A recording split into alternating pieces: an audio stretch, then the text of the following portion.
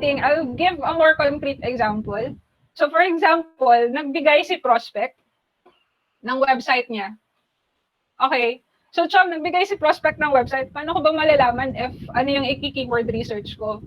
Okay. So the first thing you need to know is what's the website about. So for example, ito siya. Kasi yung market ko, I only choose one market kasi para mas madali siyang aralin. Hindi kalat-kalat. So I have one market and I have one skill, which is roofing and SEO. Tapos, so for example, yung website ni client is about roofing. So, pwede kang mag-type kay Google, okay, roofing. Huwag niyo munang i-enter, just hit space. Tapos, dito nakikita nyo, roofing contractor, roofing companies. Then, pwede nyo try, roofing contractor. Or you can browse pa yung ni client, is if there is a specific service that they offer. So, let's say, ito yung pangalan nila. Ito, roofing company in Houston. Roofing company, Houston. Ayun. So, roofing company Houston is, meron siyang 1,300 volume. Diba? By the way, hindi ko sinali yung in, kasi hindi siya na-identify ni Google. Meron tayong may tinatawag na stop words. Yung how, in, mga ganon. Hindi siya na-identify ni Google. So, tinatanggal siya. So, for example, roofing company Houston. Ito yung main keyword. Meron tayong main keyword na tinatawag. Main keyword ni client. Tapos, makikita mo dito, there are 1,300 na tao na nagsisearch kay Google about roofing company Houston. And dito, ayun. Nahanap mo dito, ano yung mga lumalabas sa top 10 sa page 1? Ano yung mga title nila? Ayun. Tapos dito naka-highlight pa.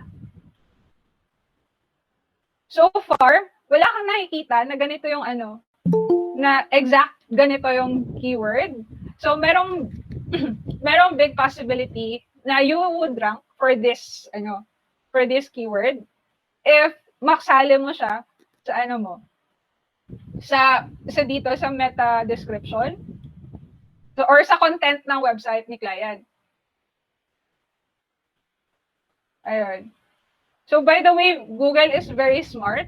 Meron siyang tinatawag ng mga synonyms, na-catch na yun.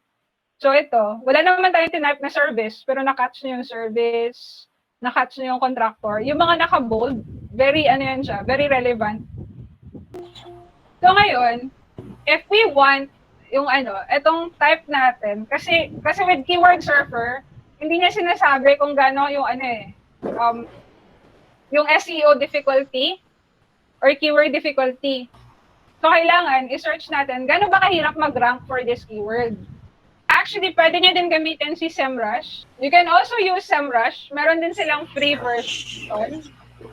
You can search for, free siya for up to 10 searches. So, yung tools so far is Keyword Surfer. Ito lang yung ginamit ko when I started. SEMrush.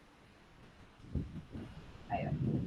So, dito, you can choose, ito si SEMrush. Punta ka dito sa, you can sign up here for free. Tapos, keyword overview.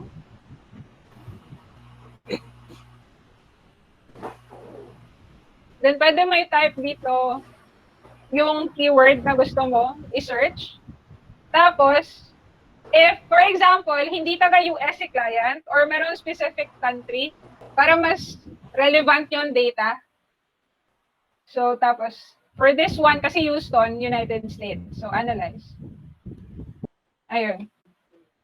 So, for this one, yung roofing company Houston, meron siyang 1,600 na volume. Mataas siya, pero yung keyword difficulty, mataas din. Nasa yellow na siya. Ibig sabihin, mahirap mag-rank for this keyword. So, ang pwede mong gawin is you can check dito sa baba, keyword variations. Magbibigay ng mga suggestions si SEMrush. Kung ano yung pwede mong gamitin, aside from this keyword.